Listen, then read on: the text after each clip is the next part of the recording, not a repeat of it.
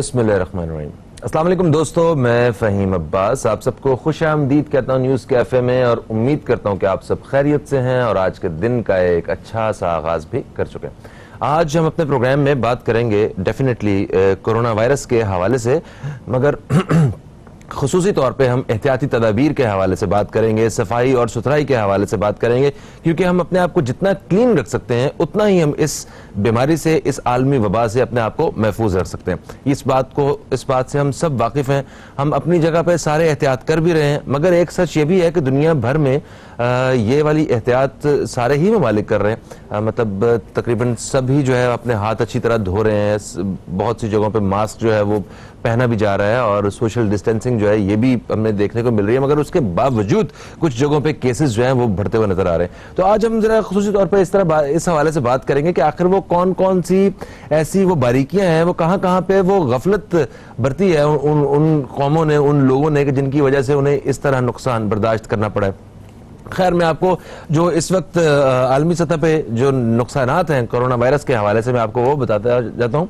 सबसे पहले ये आपको बताऊंगा कि जो पूरी दुनिया में इस वक्त इस आलमी वबा की वजह से जो हलाकतें हुई हैं वो 40,000 से तजावुज कर चुके हैं। उसके बाद एक और चीज़, बड़ी ख़तरनाक बात यह है कि इस वक्त अमेरिका में जो इन पेशेंट्स की जो तादाद है वो चाइना से भी बढ़ चुकी है। चाइना में भी इतनी तादाद नहीं थी जितनी इस वक्त अमेरिका में है।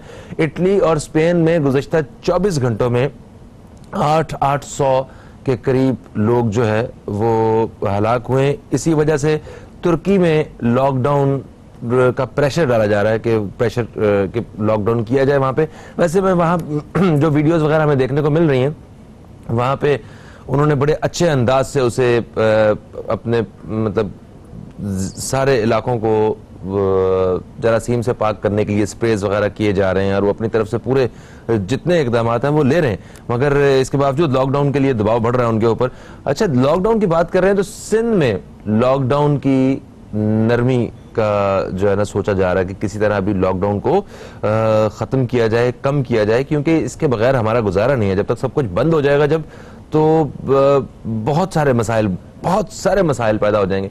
पंजाब में लॉकडाउन को सख्त करने की कोशिश की जा रही है कि किसी तरह वहां पे लॉकडाउन को सख्त किया जाए। 9 से 5 बजे तक सारी दुकानें वगैरह वो खुली होंगी। मेडिकल स्टोर्स जो हैं वो देर तक खुले हो सकते हैं, मगर उसके अलावा सब कुछ 5 बजे के बाद बंद हो जाएगा।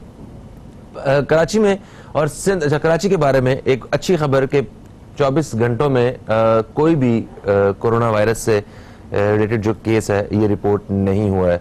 और जो एक्सपो सेंटर पे जो एक बहुत बड़े पैमाने पे हमने एक सेंटर बनाया था ऐसे मरीजों के इलाज के लिए, वो भी अभी तक खाली है। तो ये एक खुशाइंद बात है। अभी लॉकडाउन की नरमी के लिए सारे लोगों को मिलके वो सिंध गवर्नमेंट का साथ देना होगा, और वो किस तरह देना होगा, जो हिफाजती तदाबीर है उन पे किस तरह अमल करना होगा, इस हवाले से आज हम अपने प्रोग्राम में बात करेंगे। मेरे साथ जो मेहमान मौजूद हैं ये रिसर्च एंड डेवलपमेंट से ताल्लुक़ रखते हैं, गुज़श्ता 30 सालों से ये काम कर रहे हैं, और ये केमिस्ट भी हैं और लेबॉर्ट्रीज के साथ भी इनका बड़ा एक ख़ास खसूसी ताल्लुक़ है। समाजी कारकुन है, आवाम की खिदमत के लिए, फलाह के लिए ये इन सारी चीज़ों का सहारा लेते हैं। हमारे साथ हैं जनाब अब्रार हुसैन साहब, आपको खुश आमदीद कहते हैं। अस्सलाम वालेकुम, कैसे हैं सर आप? वालेकुम सलाम, थैंक यू वेरी मच। तबीयत ठीक ठाक है? बिल्कुल ठीक ठाक है। मुझे बताइए कि आपकी फैमिली में, दोस्त अहबाब में सारे माशाल्लाह महफूज हैं इस मर्ज से? माशाल्लाह महफूज हैं। अच्छा। और इवन के हमारे तो मोहल्ले में या नेबरहुड में सारे खैरियत से। माशाल्लाह माशाल्लाह। अच्छा सर जी, जो बुनियादी एहतियाती तदाबीर हैं वो सब जानते हैं यूनिसेफ की तरफ से भी कि हमें हाथ जो है वो अच्छी तरह धोने हैं, हमें मास्क का इस्तेमाल करना है और लोगों से कम मिलना है। ये है वो 3 बुनियादी एहतियात। अच्छा, अब जब हाथ धोने की, हाथ साफ करने की बात करें तो अचानक जब सबको सैनिटाइजर चाहिए, पाकिस्तान में इतना सैनिटाइजर नहीं है, वो इस्तेमाल करने वाले लोग कितने होंगे? 5% मेरे एक रफ से अंदाजे के मुताबिक। अच्छा, हाँ, इससे भी कम। फिर वो डिसइंफेक्टेंट स्प्रे, जिसका कोई पता नहीं, शायद हॉस्पिटल वालों को पता हो इस बारे में, आम घर में किसी को नहीं पता था। आज उसकी भी डिमांड है, वो सब इस्तेमाल करना चाहते हैं। मास्क, सिर्फ सर्जरी के लिए मास्क इस्तेमाल हुआ करते थे, आज हर शख्स को मास्क पहनना है। 20 करोड़ मास्क तो हमारे पास है भी नहीं थे, और ये तो वैसे भी डिस्पोजेबल मास्क होते हैं। तो इतनी बड़ी मतलब जब हमें इतने बड़े पैमाने पे एहतियात करनी है और चीजें हमारे पास वसाइल नहीं है, तो ऐसी सूरत हाल में आप क्या कहते हैं? देखिए, उसमें सबसे पहली तो बात ये समझनी चाहिए कि हमने एहतियात किस चीज़ के खिलाफ कर रहे हैं। हाँ, और वो जो चीज़ है हमारी, उसमें हम कहते हैं कि कोरोना इस वक्त सबसे ज़्यादा हॉट टॉपिक है जी हाँ। और वो वायरस है, बेशक, ठीक है, बाय नेचर जिसे हम कह रहे होते हैं। नॉर्मली वायरस जिंदगी और लाइफलेसनेस के दरमियान की एक चीज़ है। ओके। अगर वो किसी होस्ट पे है तो वो जिंदा है, क्योंकि उसने रिप्रोडक्शन करनी है। ठीक है। और अगर वो किसी मटेरियल पे है तो उसकी कोई फायदा नहीं होगा। ठीक है। अब उसका कैरियर मुख्तलिफ हवा में पार्टिकल हैं, उनके साथ जब मुख्तलिफ जगहों से वो आपके पास पहुंच रहा है, अवेलेबल होते हैं बेशुमार नस्ल के वायरसेस। अच्छा। अब उस हवाले से वायरस को डिफेंड करने के लिए आपको ये देखना है कि वो है क्या चीज, केमिकली या स्ट्रक्चरली। तो वायरस बेसिकली आरएनए डीएनए जो जेनेटिक मटेरियल वो है, और उसके गिर्द एक कोर है। उस कोर को हमने स्टडी करके फिर देखना होता है कि हमें इसे किस चीज से डिफेंड किया जा सकता है। ठीक है। उसमें फिर हम आ जाते हैं, फौरन आ जाते हैं सैनिटाइजर्स, डिसइंफेक्टेंट्स पे। ठीक हो गया सर। वायरस की जो कोर है जनरली लिपिड बेस होती है, फैट बेस होती है, लिहाजा कोई भी ऐसा डिसइंफेक्टेंट या कोई भी ऐसी चीज जो उसको डिसॉल्व कर ले और उसको अपने साथ ले जाए, तो वो दोबारा बना नहीं सकता अपने आप को। ठीक है। ठीक है, यहां तक तो बात हो गई, हम वायरस की बात कर रहे हैं। लेकिन अगर आप जनरल बात करें, घर में किसी भी हमने आइसोलेशन की, लॉकडाउन किया, तो हमारे घर में मुख्तलिफ एरियाज हैं, हम उसे कहते हैं बायोसिक्योरिटी फेंसिंग, जिसके अंदर हमने घर में दाखिल होने से लेके और घर में रहने के एक प्रोटोकॉल को अडॉप्ट करना है। अच्छा, क्या ये मुमकिन है कि हम अपने घर में मतलब दाखिल हों? देखिए, हम हाथ तो धो सकते हैं, हम अपने मतलब मास्क लगा सकते हैं मुंह पे, मगर जिन सीढ़ियों से, जिन गलियों से, जिन रास्तों से हम चल के आए हैं, और ये सरफेस पे होता है ये वायरस, ठीक है, तो ये तो कहीं भी हमें मिल सकता है, तो हम कहीं भी कैरियर बन के घर तक जो है ना वायरस लेके जा सकते हैं। तो क्या ये तरीका है कि हम ऐसी एक टेरिटरी बना दें कि इससे अंदर जो है वो वायरस नहीं है कहीं भी, मतलब हर जगह क्लीन है, ऐसा मुमकिन है? देखिए, इसको हम कहते हैं बायोसिक्योरिटी फेंसिंग। अच्छा। जैसे फॉर एग्जांपल, आप घर में गाड़ी बेशक अंदर पार्क कर रहे हैं अपने पोर्च में, या घर में दाखिल हो रहे हैं जो वॉक इन करके, ठीक है, आपने मुख्तलिफ मेथड्स इस्तेमाल करने होते हैं जो बहुत सिंपल हैं, और उसमें आपने मैट लिया, मैट के ऊपर आपने सैनिटाइजर या डिसइंफेक्टेंट कोई ऐसा जो उनसे रिलेटेड हो, ठीक है, उसको आपने इस्तेमाल किया, सो किया। और ये एक नॉर्मल प्रैक्टिस है जो लोगों को थोड़ी सी अंडरस्टैंड करनी चाहिए। अगर कभी किसी ने पोल्ट्री फार्म या डेयरी फार्म को विजिट किया हुआ है, तो वहां पे प्रॉपर एक मेथोडोलॉजी है कि कोई भी बंदा बाहर से जाने वाला विदाउट सैनिटेशन अंदर नहीं एंटर होगा। ओके। क्योंकि ये एक बहुत बड़ी बात है कि जैसे फार्म है, लाइफ स्टॉक फार्म्स हैं, वहां पर अगर ये बायोफेंसिंग नहीं होगी तो बहुत सारी बीमारियों का जुगाड़ है वो फिर नहीं। तो वो इस वक्त तो देखें, एक चीज ये भी है कि हमारे मुल्क में जब मास्क की जरूरत पड़ी है तो जितने भी मास्क थे वो महंगे हो गए। ठीक है, ये कितने अफसोस की बात है। मैं आपको एक बताता हूँ, चेक रिपब्लिक के बारे में मैंने वो सुना कि वहां पे 1 करोड़ के करीब आबादी है। बिल्कुल। तो अब उन्हें पता चला कि हमने मास्क इस्तेमाल करने के, यूरोप में जिस जगह पे वो है वहां पे कम से कम नुकसान पहुंचाया कोरोना वायरस ने अभी तक। तो उन्होंने कहा हमने सफाई सुथराई का ख्याल रखा, हाथ धोए, सैनिटाइज किए, हमने सोशल डिस्टेंसिंग की, और अब इतने ज्यादा मास्क हमारे लिए प्रोड्यूस करना ये एक बड़ा चैलेंज था। तो जिन लोगों को सिलाई कढ़ाई का काम आता था, उन लोगों ने घरों में बैठ के मास्क तैयार करना शुरू किए, और 1 करोड़ लोगों में हमें सिर्फ 3 दिन लगे पूरे अपने मुल्क में मास्क डिस्ट्रीब्यूट करने में। आप हिसाब लगाएं कि वो खुद से ये जज्बा रखा, उन लोगों ने कहा इस वक्त जरूरत है हमारी, हमें ये हुनर आता है और बस हम इसी काम पे लग जाएं, और उन्होंने वो मुफ्त में मास्क बांट के और इस वक्त जो है अपने मुल्क को महफूज रखा है। हमारे यहाँ सैनिटाइजर, मुझे नहीं पता कि कभी उसकी 400 की बोतल भी होती होगी, ठीक है, मगर आज वो 400-500 की बोतल मिल रही है, 600 की बोतल आपको। तो क्या हम सस्ते दामों, क्योंकि इस वक्त रोटी के लाले पड़े हुए हैं आवाम को, हम सब तक, क्या वो सारे लोग इस तरह अपने आप को जरासीम से पाक रख सकते हैं इन सारी एशिया के साथ? जी, उसमें आपको सबसे पहले अगेन मैं आई विल गो बैक कि जहां पे आपने बायो डिफेंस करना है घर में अपने, हाँ, एक तो घर की एंट्री पे, उसके बाद आपके पास 3 एरियाज हैं, एक आपका लिविंग एरिया है, एक आपका बाथरूम एंड टॉयलेट्स है, और तीसरा आपका किचन है। ठीक है। इन तीनों की, तो जो लिविंग एरिया उसमें आपकी पर्सनल सेफ्टी, हाइजीन, किचन की हाइजीन और टॉयलेट एंड बाथरूम की हाइजीन। ठीक है। इन तीनों की चीजों के लिए अलग अलग प्रोडक्ट्स अवेलेबल होती हैं, लोकली प्रोड्यूस हैं वो पाकिस्तान में। ऐसा नहीं है कि आप उनसे उनकी सेफ्टी नहीं कर सकते। अच्छा, ठीक कैसे, है? मतलब कौन? फॉर एग्जाम्पल अब हम लेते हैं कि आपने पर्सनल करना है, ठीक है, हाथों के ऊपर।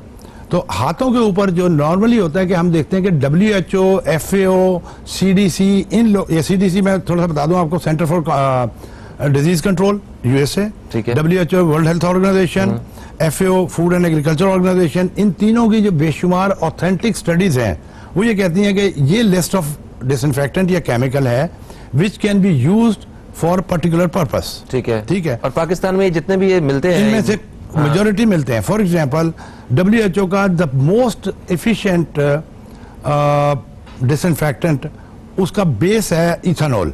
ठीक है, इथेनॉल बाई प्रोडक्ट है हमारी तमाम शुगर इंडस्ट्री की। ओके, ठीक है, वो हम एक्सपोर्ट करते हैं एक्चुअली इन प्रैक्टिस। अच्छा, ठीक है, यानी कि हमारे पास इतना होता हो। हाँ जी, बहुत होता है। ओके, अच्छा, इथेनॉल को अगर आप 75% इथेनॉल का सोल्यूशन विद कोई भी मॉइस्चराइजर लाइक ग्लिसरीन, वो ग्लिसरीन सोप इंडस्ट्री का बाई प्रोडक्ट है। ओके, ठीक है, ठीक है। उसके बाद आपके पास आ जाता है hydrogen peroxide. Hydrogen peroxide locally भी प्रोड्यूस होता है और इंपोर्ट भी होता है, बहुत नॉमिनल क्वांटिटीज होती हैं बाकी। तो 75% इथेनॉल जो है, this is considered as one of the best disinfectant against, particularly against viruses. Okay, उसकी वजह क्या, और ऑल काइंड ऑफ वायरसेस, क्योंकि वायरस की कोर जो है ना वो फैट है और इथेनॉल में फैट डिसॉल्व हो जाती है, तो वो डिसइंटीग्रेट कर देता है। और इसका लेकिन नुकसान क्या है, उसका नुकसान ये है कि उसमें आग जल्दी लग सकती है, ये एहतियात करनी है। अच्छा, वो हमें केयर करनी पड़ेगी। वो हमें केयर करनी हाँ, पड़ेगी सही है। कि आप चूल्हे के पास इथेनॉल को इस्तेमाल नहीं कर रहे, किचन में अच्छा, इस तरह इस्तेमाल कर रहे हैं, लगा के जब ड्राई हो गया तब आप चले गए। तब आप चलेगा, फिर फाइन। और इसलिए कि जल्दी एवापोरेट हो जाता है। ठीक है, उसके ऑल्टरनेट अदर हैं, वो मैं आपसे आगे बात कर लूंगा। अच्छा, नहीं तो हम दोस्तों को बताते चलें कि आज हमें इब्रार साहब जो हैं वो खुद से हैंड सैनिटाइजर बनाने का तरीका बताएंगे, और उसके साथ साथ जो है वो जरासीम से बिल्कुल हमने अपने घरों को किस तरह साफ रखना है, आज ये सारा कुछ आपको पता चलेगा। अच्छा, आपने कहा कि वो पोल्ट्री फार्म में ये फॉर्मूला जो है वो इस्तेमाल किया जाता है, बाय फेंसिंग, कि वहां पे वो दाखिल होने से कोई भी एंट्री कर रहा है बाहर, तो वो एंटर नहीं हो सकता विदाउट क्लीनिंग एंड सैनिटेशन। ठीक है। अब हर एक के पास वो प्रैक्टिस नहीं है और वो मतलब हमें पता भी नहीं है, तो अब ये भी वो देखें, बिजनेस है, बिजनेस में लोग महंगी महंगी चीजें भी अफोर्ड कर लेते हैं। तो यहाँ पे हम अपने घर के लिए, मतलब जहाँ इस वक्त 1-1 रुपए की कमी हुई है लोगों को, वहां पे वो किस तरह हजारों रुपए जो है ना वो इस चीज के ऊपर खर्च करें। मेरा ये ख्याल है कि घर की एंट्री पॉइंट्स पे अगर हम पर मंथ का एक्सपेंस निकालूं ना मैं, हाँ, तो ज्यादा से ज्यादा 100 रुपए पर मंथ का एक्सपेंस होगा। नहीं, हाँ, इससे ज्यादा नहीं होगा, सिर्फ एंट्री के ऊपर फेंसिंग करने का। अच्छा, जो वॉक इन आप लेके जूतों के साथ अपने लेके आ रहे हैं, जूतों के साथ ही बाइक आ रही है, ठीक है, इस तरह के आप 200 रुपए लगा लें, इससे ज्यादा हो नहीं सकता। अच्छा, तो वो ये प्रोडक्ट जो है वो इजीली अवेलेबल है। अब इसको हम कहते हैं ब्रांडेड भी अवेलेबल है, बट नेचुरली वो बहुत एक्सपेंसिव होती है। ठीक है।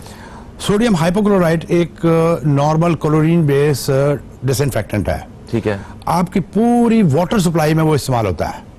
यस, क्लोरीन जैसे जी जी जी जानते हैं। जी जी जी, ठीक है, ठीक है। वो लोकली अवेलेबल है, लोकली प्रोड्यूस होता है, 3-4 बड़ी कंपनी हैं जो बनाती भी हैं। हाँ, सही है। आप उसका 0.5% सोल्यूशन, सिंपल, कि आपने 5 ग्राम 1 चम्मच क्लोरीन हाइपोक्लोराइट, वो आपने 1 लीटर में डाला और कोई भी मैट को वेट कर लिया। अब जो चीज आपकी नॉर्मल कंपनी जो बेच रही होती है, जिसकी जो नॉर्मल प्राइस है उसकी 23-24 रुपए है टैक्सेस डाल के। ठीक है। तो 23-24 रुपए का 5 ml के कितने पैसे बनेंगे? और पानी में उसे डिसॉल्व करके उसे डिप कर दे मैट को, आपकी पहली बेसिक फेंसिंग हो गई। और वो कितने दिन तक चल सकती है? सर, पर डे आप उसे सोकर, जब तक वो वेट है, जब तक वो वेट है तब तक। उसके ऑल्टरनेट पे अगर आप देखें तो कुर्बानी के दिनों में लोग चूना डाल लेते थे। जी जी जी जी जी, दैट इज वेरी चीप। वो महंगा पड़ता है, चूना इस क्लोरीन से महंगा पड़ेगा। ओके, क्योंकि चूना 8 रुपए कर दिया उसमें मैट में, घर के जो दरवाजे के बाहर है मैट, हाँ हाँ हाँ, तो उसके ऊपर आप चल के आएंगे तो आपके पैरों के साथ जो लग के चीजें आ रही हैं, बैक्टीरिया, वायरस, वो सारे वो खत्म हो जाएंगे, डिसइंफेक्ट हो जाएंगे। ओके, और हम ये बात करें 5000 ppm या 0.5% की, ठीक है, ठीक है, आपका ये पहला डिफेंस हो गया। तो ये ऑफिसेज में, बिजनेसेस में, वहां पे ये तो घर पे बहुत कहीं पे जबरदस्त भी, practice है ये। इवन आप गेट के बाहर पुरानी मैट्रेस लेके उसको सोक कर दें, उसके साथ चला जाएगा। नहीं तो हम उसे कहते हैं डिप शू बाथ होता है, छोटी सी प्लास्टिक की ट्रे रख के उसके अंदर से आप गुजरते जाएं, उसमें पड़ा हुआ वो, अच्छा, लिक्विड पड़ा हुआ है। हाँ, सही है, सही है, सही है। अच्छा, इसको ध्यान ये रखना होता है कि ये मेटल पे इस्तेमाल ना हो, क्योंकि मेटल को ये इफेक्ट करता है, ओके, रस्टिंग कर लेगा। यानी कि जूते खराब हो जाएंगे? नहीं, जूते नहीं खराब होंगे। अच्छा, जूते नहीं खराब होंगे। मेटल जैसे लोहा है, जंग उसे लग सकता है क्लोरीन से। लोहे की ट्रे में नहीं होना चाहिए, ये कह रहे हाँ, हैं? लोहे की ट्रे में नहीं हो, प्लास्टिक की ट्रे में हो, कोई मसला नहीं होगा। जूतों को कोई मसला नहीं होगा, हाथों को भी मसला नहीं होता। आपके तो पानी की जो पूरी सप्लाई है कराची की, उसमें क्लोरीन डली हुई होती है। हाँ, वो लेकिन वो होती बड़ी कम है, वो 1 to 2 ppm होती है। स्विमिंग पूल में होती है, स्विमिंग पूल में होती है, वो स्मेल उसकी फील हो बिल्कुल रही है। हाँ। वो 2, 3, 5 ppm होती है, इससे ज्यादा होती नहीं है। हाँ। हम बात करें 5000 ppm की in the bath, in the dip, और वो 0.5% बनती है। सही। अच्छा उसकी जी, कोई value नहीं। एक तो जो पहला जो दिफा है ना, वो हमने जरासीम के खिलाफ वो तो ये लगा दिया। अब इसके बाद क्या है? उसके बाद दूसरा ये होता है कि आप हाइड्रोजन पेरोक्साइड स्प्रे कर सकते हैं। हाइड्रोजन पेरोक्साइड भी अगेन लोकली अवेलेबल है, और उसकी कॉस्ट भी तकरीबन 3% सोल्यूशन की, जो WHO की रिकमेंडेशन है। अच्छा, hydrogen peroxide is the only allowed preservative और डिसइंफेक्टेंट जो कि आप फूड में भी इस्तेमाल कर सकते हैं, FAO से जरिए। अच्छा, और इसे किस लिए इस्तेमाल करना है हमने? प्रिजर्वेशन के लिए, डिसइंफेक्शन के लिए। ये डिसइंटीग्रेट करता है, इसका मोड ऑफ एक्शन डिफरेंट है। अच्छा सर, अगर मैं मेरा बिल्कुल दिल नहीं कर रहा, मैं ब्रेक आ गई सर, तो पता था मामलात। तो सर, एक वक्फे के बाद हम दोबारा जब दोस्तों की खिदमत में हाजिर होंगे, तो मैं आपसे दरखास्त करूंगा आप इसी बात को कंटिन्यू भी कीजिएगा, और हमें हैंड सैनिटाइजर बनाने का तरीका भी बताइएगा, जो कि सस्ते दामों हमें मिल सके और हम अपने दोस्तों को तोहफतन भी दे सके। ठीक है, तो जी एक वक्फे के बाद आपसे दोबारा मुलाकात हो रही है, कहीं मत।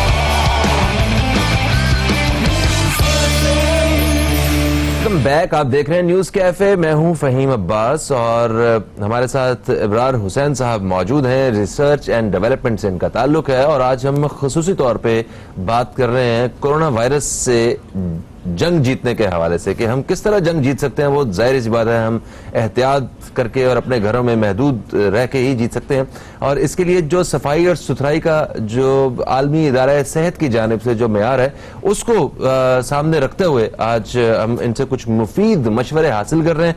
सर जी, वक्फे से पहले आप हमें बता रहे थे हाइड्रोजन पेरोक्साइड, ये सारी चीजें मुझे वो केमिस्ट्री की किताब के बाद ना, वो स्कूल कॉलेज के बाद आज मुझे वो सुनने को मिल रही है।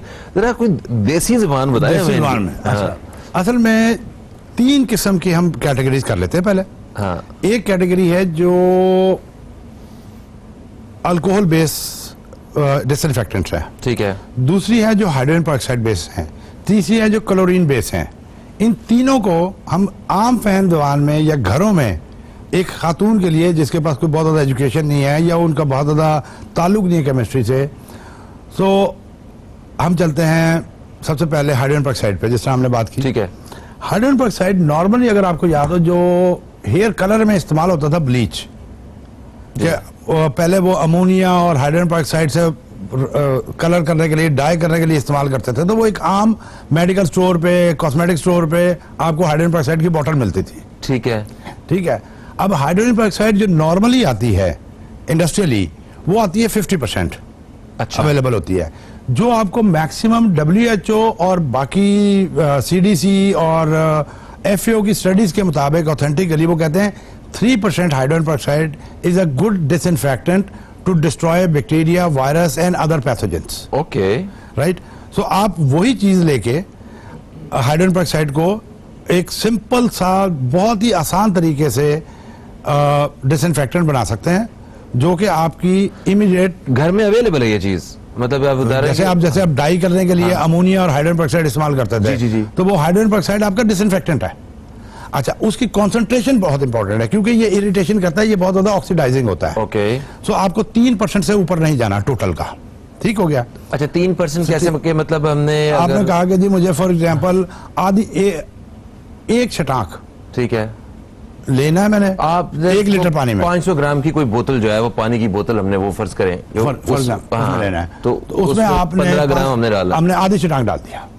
अच्छा 25 ग्राम 3 बड़े चमचे खाने के 3 बड़े चमचे खाने के वो डाल दिया आपने, उसको मिक्स कर लिया। हाँ। और अब उसको जो है आपने मिक्स किस में किया? उसमें पानी में डायरेक्ट। अच्छा, पानी में, किसी भी प्लास्टिक के बर्तन में। ठीक है, किसी भी प्लास्टिक के बर्तन में। अच्छा, इसका मेटल पे इतना ज्यादा इफेक्ट नहीं है, लेकिन जो पीतल और तांबे के बर्तन है वो इसकी एफिकेसी को खत्म कर देते हैं। अच्छा, ओके, उसमें इस्तेमाल नहीं करना, ये ध्यान रखना है। ठीक है। अच्छा, अगर आपने इसको थोड़ा सा हाथों पे इस्तेमाल करना है, हाइड्रोजन पेरोक्साइड का दूसरा जो आम यूज है टीथ वाइटनिंग के लिए, यही चीज दांत भी बना हुआ है उसको हम टीथ वाइटनिंग में इस्तेमाल करते हैं। टीथ वाइटनिंग भी इस्तेमाल कर सकते हैं। कानों में जो मैल होता है जिसे हम कहते हैं उसकी वैक्स होती है, डॉक्टर जो है ईयर क्लीनिंग के लिए भी इस्तेमाल करते हैं। ये नॉर्मल मेडिकल प्रैक्टिस है। ओके। हाइड्रोजन पेरोक्साइड की बहुत सारी अफादियतें हैं, उनमें से एज ए जर्मिसाइडल है, उसके अलावा फॉर मेडिकल पर्पज इस्तेमाल होता है। इसके अंदर थोड़ा सा ग्लिसरीन आप डाल लेंगे तो आपके हाथों पे चिकनाहट सी थोड़ी सी दे देगा। वरना जो एक मुझे सबसे बड़ा फियर है ना, मेरा अपना जाती, वो ये है कि हमने इतना बेदरेग इस्तेमाल करना शुरू कर दिया है फियर में डिसइंफेक्टेंट कि आपकी स्किन ड्राई होनी शुरू हो जाएगी। कुछ ना कुछ आपके स्टमक में भी जाता है। Hydrogen peroxide is safer compare to others. ठीक है, ठीक है, ठीक है। Ethanol is safer compare to others. Ethanol क्या है? ये जो स्पिरिट होती है वो, जो इथाइल अल्कोहल या स्पिरिट घर में मिली होती है। ये जो स्पिरिट्स, ओके, तो इसमें 2 किस्म की है, एक मेथिलेटेड है और इथाइलेटेड स्पिरिट है। एक वो जो नेल पॉलिश रिमूव करते हैं वो भी ये चीज होती है? नहीं, वो थोड़ा सा फर्क होती है। अच्छा। लेकिन उसका वो भी वायरस को रिमूव कर देगी, क्योंकि वायरस की कोट फैट है। तो नेल पॉलिश जो है ना वो फैट को रिमूव कर सकता है। नेल पॉलिश रिमूवर जो है, वो फैट को रिमूव कर सकता है। उसको भी हम इस पर्पस के लिए इस्तेमाल करते हैं इन केस ऑफ इमरजेंसी। लेकिन सबसे इंपॉर्टेंट बात यह है कि soap and water is the best thing for the time being. ठीक है।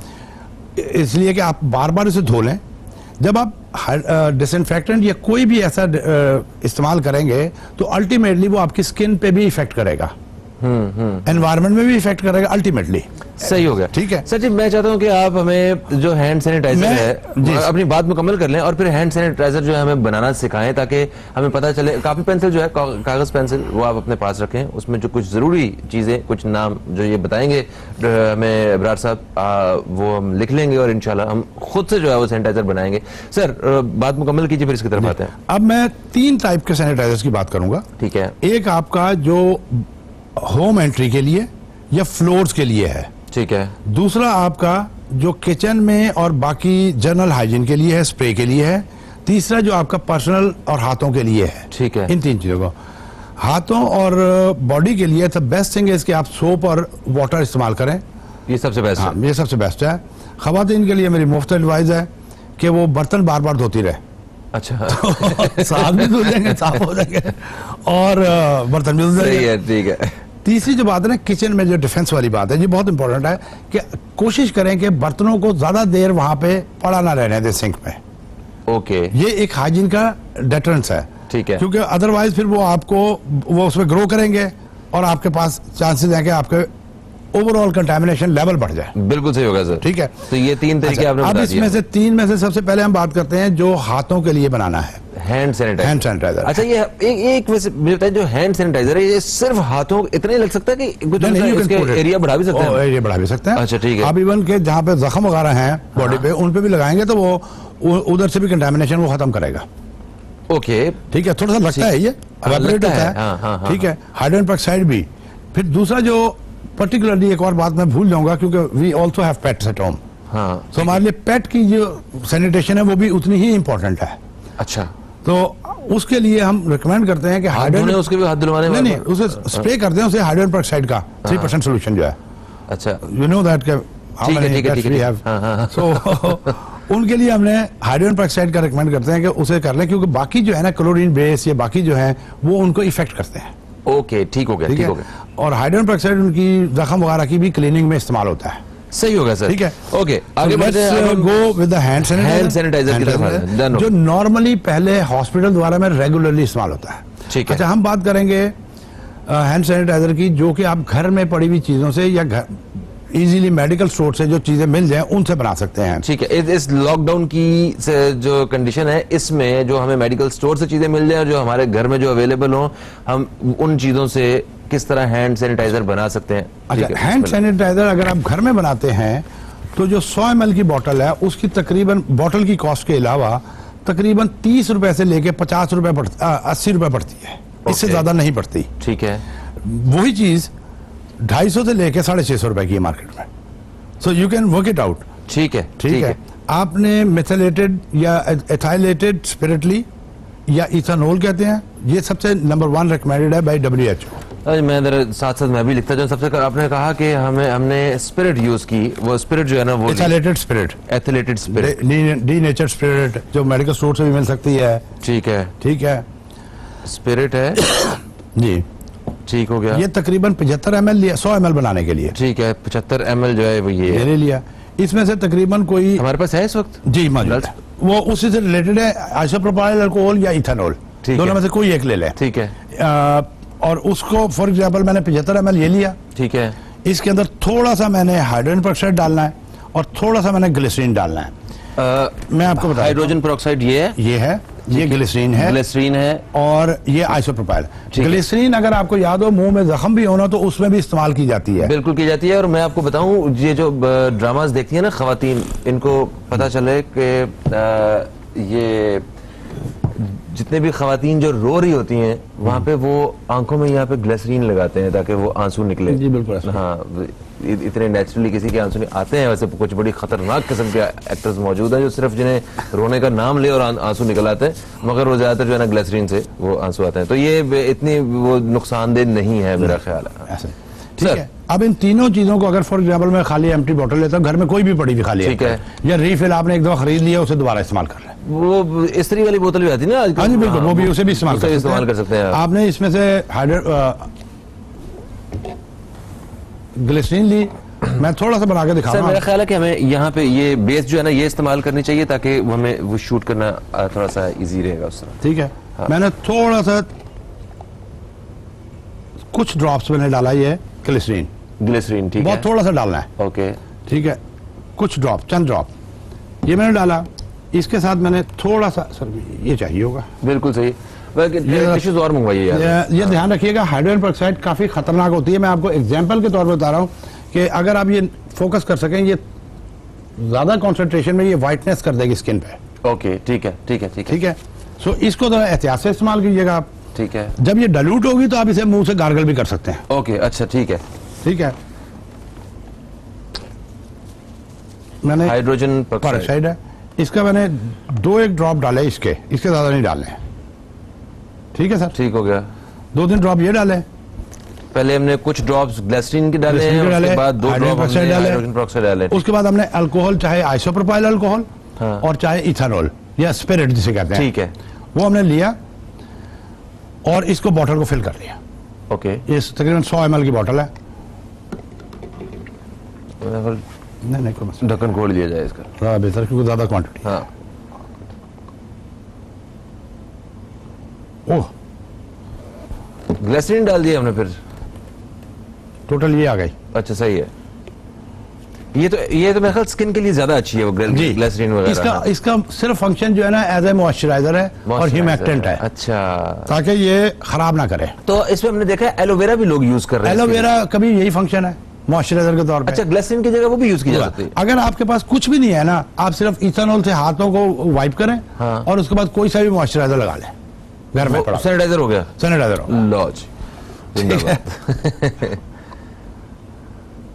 अब हमने इसे बॉटल को पूरा भर दिया ऐसे, बिल्कुल सही हो गया।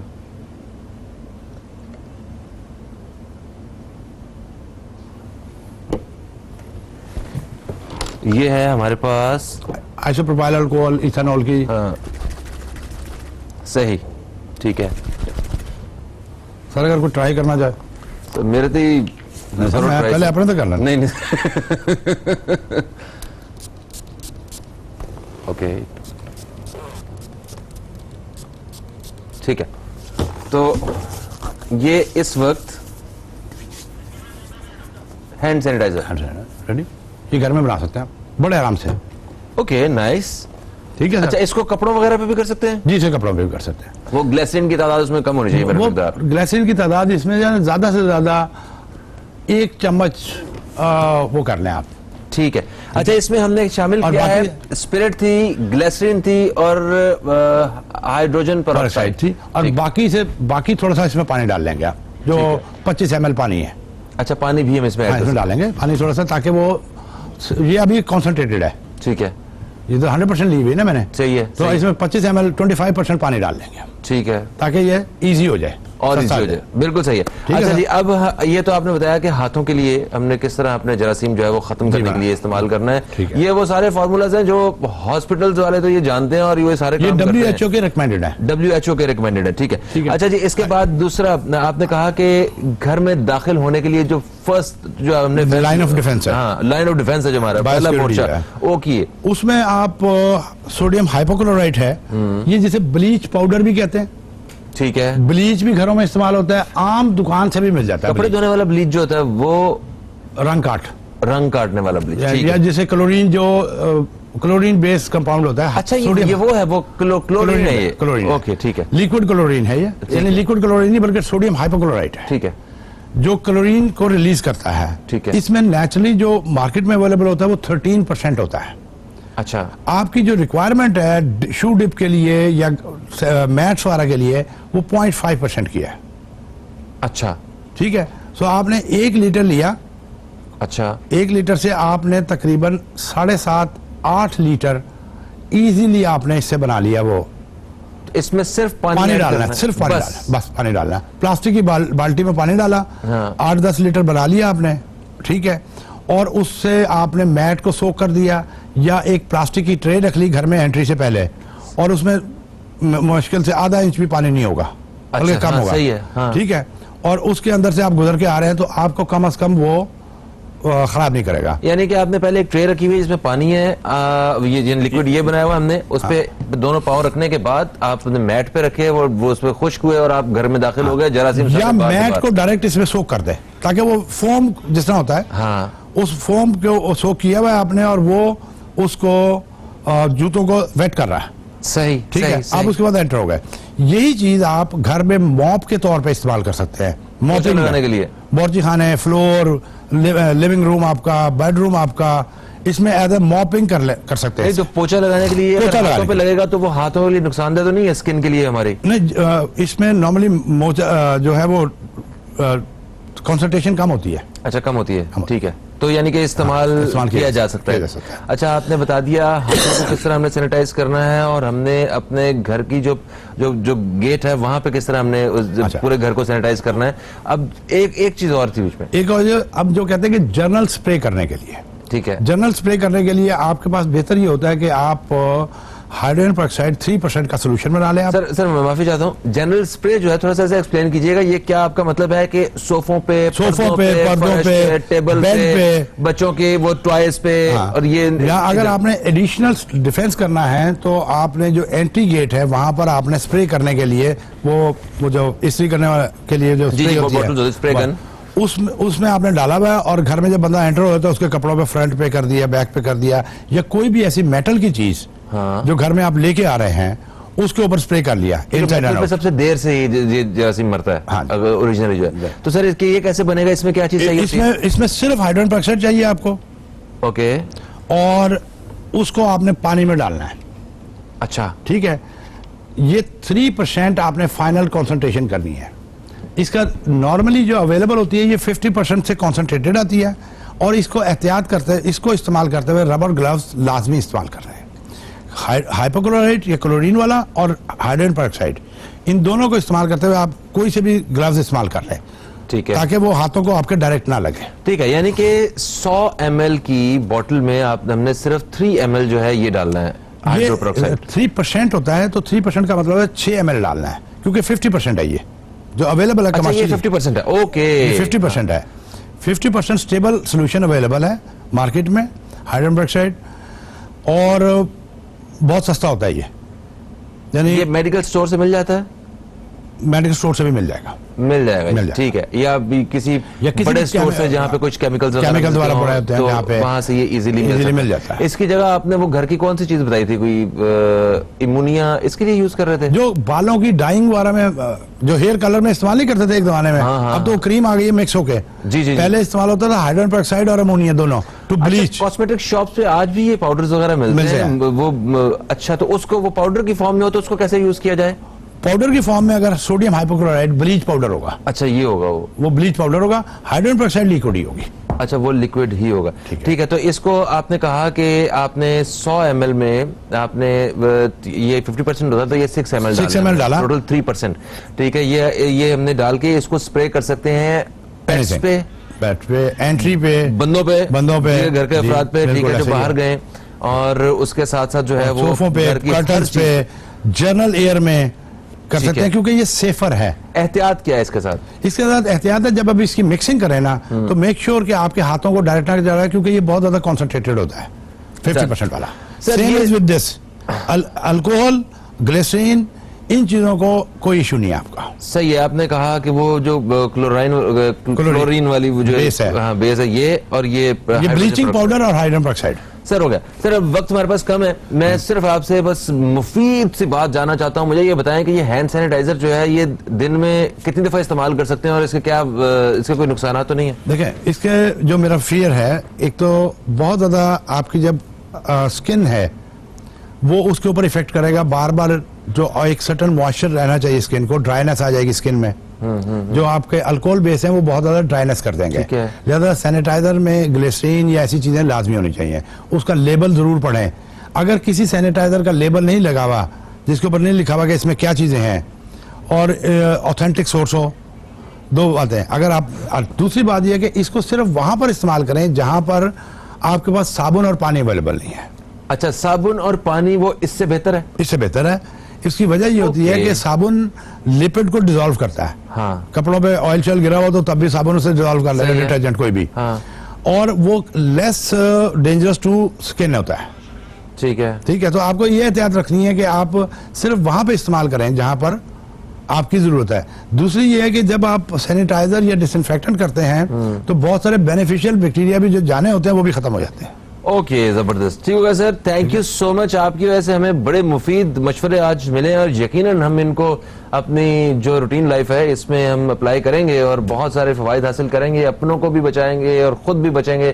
थैंक यू सो मच, आप तशरीफ लाए। दोस्तों, एक ब्रेक का वक्त है। ब्रेक से जब वापस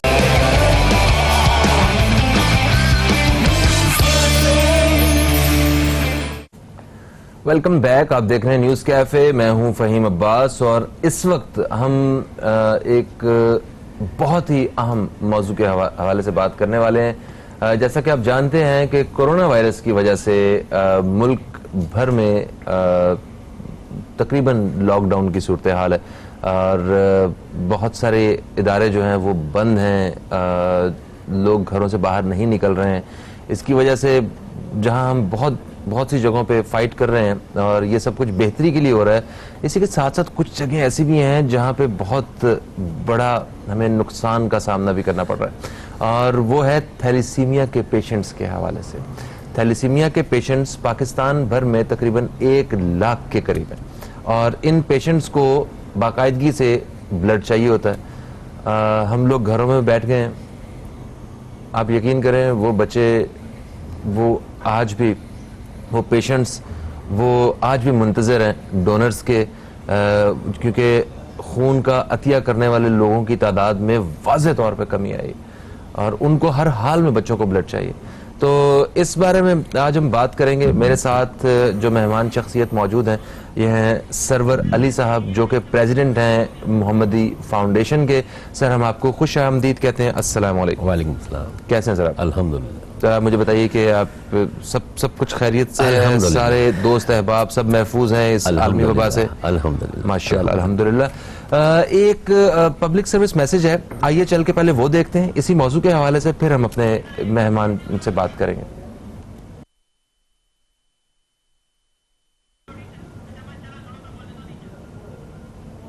मेरा ख्याल है थैलेसीमिया के मरीज़ जो हैं वो आजकल बहुत ज़्यादा मुश्किलात का शिकार हैं, और ये मरीज़ जो होते हैं ये कम उम्र के होते हैं। आमतौर से छोटी उम्र से ये इनको जब पता चलता है कि थैलेसीमिया के मरीज़ हैं तो इनको मुसलसल खून की ज़रूरत होती है, और ये मुख्तलिफ थैलेसीमिया सेंटर्स में जाके इनको ब्लड लगाया जाता है।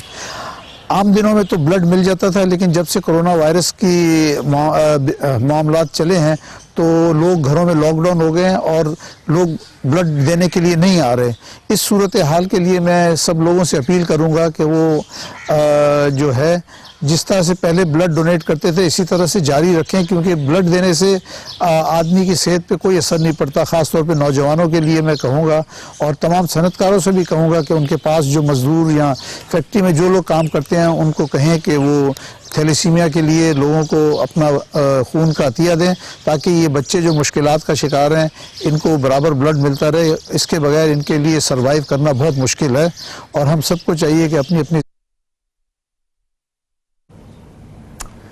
जी सर, पाकिस्तान में तकरीबन 1 लाख के करीब पेशेंट्स हैं, और थैलेसीमिया का जो पेशेंट होता है सर, इसे मतलब मंथली कितनी दफ़ा ब्लड चाहिए होता है? बिस्मिल्लाहिर्रहमानिर्रहीम। सबसे पहले तो आप अब तक चैनल का बहुत बहुत शुक्रिया आपका, नवाजिश, कि आपने इस अहमियत को महसूस किया, और वो थैलेसीमिया से मुतासिरीन बच्चे हमारे और आपकी तरफ देख रहे हैं, इमदाद के मुंतज़िर हैं। थैलेसीमिया पूरे पाकिस्तान में तकरीबन 1 लाख के करीब मरीज़ हैं। अच्छा। और महीने में 2 मरतबा उनको ब्लड ट्रांसफ्यूशन होता है। अच्छा, महीने में 2 मरतबा, ये 1 टाइम जो है 1 यूनिट, और महीने में उनको 2 यूनिट चाहिए, 2 बॉटल्स चाहिए होती। ठीक है। लेकिन वो सिर्फ ब्लड ट्रांसफ्यूजन नहीं होता, उसके बहुत सारे प्रोटोकॉल्स होते हैं, जैसे उससे lab investigation, proper examine, iron की कमी हो गई तो उसका सारा सिस्टम उसको निकालना करना, सारे डेस्फ्रोल के इंजेक्शन, बहुत सारे ट्रीटमेंट होते हैं, इसके प्रोटोकॉल बहुत है प्रॉपर। इसके हेमाटोलॉजिस्ट हमारे पास होते हैं, ठीक है, जो उसको लुक आफ्टर कर रहे होते हैं। तो हमारे पास इस वक्त मोहम्मदी फाउंडेशन की 8 ब्रांचेस है पूरे पाकिस्तान में। ठीक है। 5 कराची में है, 1 ठट्ठा में है, मकली में, 1 मुल्तान में है, स्कर्दू में। उसमें से 8 में से 3 में थैलेसीमिया सेंटर भी है, साथ साथ ब्लड ट्रांसफ्यूजन होता है, जिसमें मुल्तान और कराची में क्रीक जनरल हॉस्पिटल है, वहाँ पर हमारा सेंटर है। क्रीक जनरल हॉस्पिटल आपने देखा होगा, और 1 नुमाइश ब्रांच में। ठीक है। तो टोटल हमारे पास रजिस्टर्ड जो एनरोल हुए हुए वो 150 पेशेंट्स हैं। और सपोर्टिव ट्रीटमेंट, जैसे कोई आ गया कि हमारे पास सेंटर दूर पड़ रहा है या किसी वजह से हम नहीं जा सकते, तो हम उनको तकरीबन 200 या 250 पेशेंट्स ऐसे हैं, हम उनको सपोर्टिव ट्रीटमेंट दे रहे होते हैं। लेकिन 150 पेशेंट्स जो हमारे पास रजिस्टर्ड है, उनको तो बाई हुक और बाई क्रुक हमने ट्रांसफ्यूजन करना ही है। वंस हमने एनरोल कर दिया उनको, तो अगर फर्ज कर लो 2 साल की उम्र में अगर बच्चा आता है हमारे पास, जब तक उसकी लाइफ है, जब तक अल्लाह ने उनको ज़िंदगी दी है, उस वक्त तक 20 साल, 25 साल, 30 साल, उस वक्त तक हम उसको ट्रांसफ्यूजन करेंगे। और क्योंकि हमारा कमिटमेंट होता है, वंस हमने रजिस्टर्ड कर लिया तो फिर हमने उसको ब्लड ट्रांसफ्यूजन करना है। अल्लाह ताला आपको जज़ा दे, बहुत बड़ा काम कर रहे हैं आप। जी हाँ जी। और ख़ास तौर पे ऐसे पेशेंट्स जो मतलब आप जैसे लोगों के ही मुंतज़िर होते हैं, और उन लोगों के जो अतिया करने की तरफ आते हैं। मुझे बताइए कि जो खून का अतिया देने वाले जो न्यू डोनर्स हैं, ठीक है, एक तो वो हैं जो बाकायदगी से जिनकी अपनी जिम्मेदारी समझ के हर 3 महीने बाद जाते हैं और जा कहते हैं कि ये ब्लड लें। तो एक जो नया डोनर है, इस वक्त जब सब अपनी इम्यूनिटी के हवाले से काम कर रहे हैं कि हमारी क़ुव्वत मुदाफ़ियत जो है वो भी बरकरार रहे, हम कोरोना वायरस से भी लड़ाई कर सकें, तो ब्लड देने से क्या कहीं ऐसा तो नहीं है कि उसकी इम्यूनिटी जो है वो थोड़ी सी कम हो जाती है? नहीं, पहले तो मैं आपको थोड़ा सा बता दूं कि 3 किस्म के डोनर होते हैं। अच्छा। यानी हम ब्लड जो ले रहे होते हैं, एक तो वॉलंटरीली ब्लड कोई दे रहा है आके, जिसकी तादाद मैक्सिमम 10% है।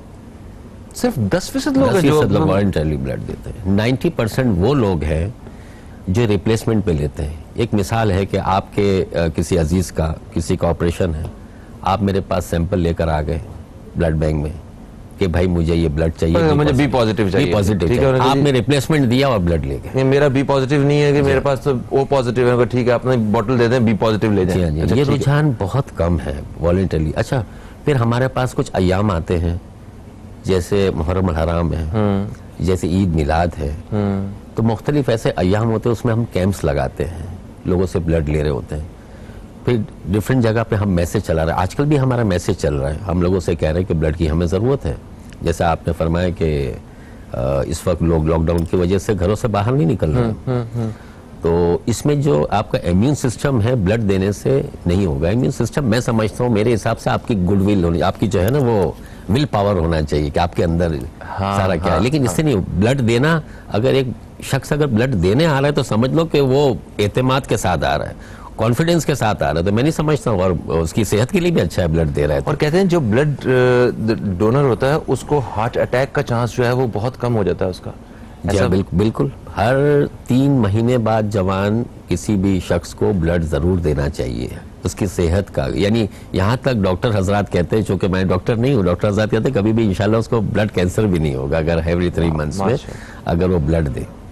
लेकिन ये सेहत के लिए अच्छा है। और जो ब्लड हमारे पास जो आजकल इन दिनों में अगर कोई वो देने आ रहा है ब्लड, तो उसको अगर नज़ला या जुकाम या ऐसे सिम्टम्स हैं तो हम उससे ब्लड हम नहीं लेते। हम उसे कहते हैं प्रॉपर आप ट्रीटमेंट करवाएं, 1 या 2 दिन 3 दिन में इंशाल्लाह आप वेल हो जाएंगे, आके आप ब्लड दे दें।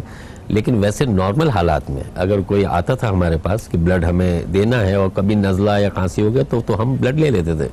लेकिन अब चूंकि ये वायरस की वजह से डाउट का एलिमेंट है ना, जी डाउट के, इसलिए हम एहतियात करते हैं। अच्छा, इसे एहतियात करते हैं। अच्छा, मैंने ये देखा कुछ लोग कुछ ब्लड बैंक्स हैं जो ये भी सहूलत दे रहे हैं कि आप अगर ब्लड देना चाहते हो तो हमारा नुमाइंदा आएगा और आके आपसे ब्लड जो है वो लेकर चला जाएगा। तो ये किस तरह मौजूद है, किस हद तक, जरा इस बारे में बताइए। हाँ नहीं, इस वक्त हमने मैसेज चलाया कि जो भी हमें अगर रिक्वेस्ट करेगा हम उनके डोर स्टेप पे जाएंगे, ब्लड लेंगे, क्योंकि हमें ज़रूरत है। हमारा मोहम्मदी फाउंडेशन में हमें इस वक्त हम सेल्फ सफिशिएंट हैं, जो हमारे पास बच्चे हैं हम उसको फुलफिल कर रहे हैं। लेकिन चूंकि मोहम्मदी फाउंडेशन पिछले 1 तिहाई से डिफरेंट थैलीसीमिया सेंटर को सपोर्ट कर रही है, विदाउट रिप्लेसमेंट ब्लड दे रही है। इसमें 3 सेंटर कराची में है और 1 हैदराबाद में, तो महाना उसको 800 से 1000 यूनिट ब्लड देने होते हैं। अब वो हमारी तरफ देख रहे हैं जो रेगुलर जा रहा था, इस वजह से हमें नीड है, हमें ज़रूरत है, हम उनको देना है। महाना हमारा ब्लड जाता है, उनको हम प्रोवाइड करते हैं, वहाँ भी बच्चे हमारी तरफ देख रहे हैं। तो इस वजह से हमने ये मैसेज चलाया है और लोगों से रिक्वेस्ट की है कि आए, ज़्यादा से ज़्यादा लोग आकर ब्लड दें ताकि हम ये प्रोसेस इजीली चले। वो बच्चे जो है हमारे मुंतज़र है। मैं समझता हूँ हम और आप खाने की तरफ देख रहे होते हैं, हम और आपकी तरफ खाने की तरफ देख रहे होते हैं, ये ब्लड की तरफ देख रहे होते हैं। ये कहते हैं कि नहीं, इनकी लाइफ ब्लड है। हम अगर कहते हैं ना कि हमने खाना नहीं खाया है, वो खाने से ज़्यादा उनके लिए ब्लड अजीज़ है। तो मैं लोगों से रिक्वेस्ट भी करूँगा कि ऐसे मौके पर, जबकि लॉकडाउन हुआ हुआ है, लोग थोड़ा सा हेजिटेट फील कर रहे हैं, हालांकि कोई ऐसा नहीं। डॉक्टर हज़ार से पूछ भी सकते हैं कि आप फिट हैं, तो इस मौके पे ब्लड देना चाहे तो दे सकते हैं। सही है। अच्छा सर, मुझे ये बताएं कि थैलेसीमिया के हवाले से पाकिस्तान में कुछ कानून साजी भी हुई है, तो क्या उसके ऊपर कुछ इम्प्लीमेंट हो रहा है? कुछ नए केसेस पे कुछ तो कमी आ रही है, कुछ नए? देखें, कानून तो पास हुआ है, बिल पास हुआ है, इम्प्लीमेंट नहीं हो रहा है। कितने अफसोस की बात है। तो प्रॉब्लम यह है कि कुछ नहीं है, इसमें कोई प्रॉब्लम नहीं है कि अगर लड़का और लड़की शादी से पहले HB इलेक्ट्रोफोरेसिस एक टेस्ट आता है, वो टेस्ट अगर करवा लें तो अगर लड़का और लड़की दोनों का माइनर अगर थैलीसीमिया आता है तो फिर तो शादी ना करें। और अगर दोनों पार्टनर में से एक को माइनर आता है, एक को नॉर्मल है, तो वो शादी करें। सिंपल सा प्रोसेस है, लेकिन लोग नहीं करते इसको। मैं जिस कम्युनिटी से ताल्लुक रखता हूँ उसमें हमारी 50,000 की पॉपुलेशन है। अच्छा, मैं आपको एक एग्जांपल दूं, अभी हम सब देख रहे हैं मुझे, तो एक एग्जांपल मैं सेट करना चाहता हूं कि हमने यूँ समझ लीजिए कि 20 इयर्स पहले हमारे एल्डर्स ने, जो हमारी जमात हम जो चला रहे थे, उसके एल्डर्स ने मैंडेटरी कर दिया, क्योंकि हमारे यहाँ निकाहनामा हमारे यहाँ से इशू होता था जमात से। तो जब वो निकाहनामा इशू करता था, हमने मैंडेटरी कर दिया कि जो भी आएगा शादी के लिए, निकाह की फाइल लेने के लिए, उससे हम ये टेस्ट लेंगे।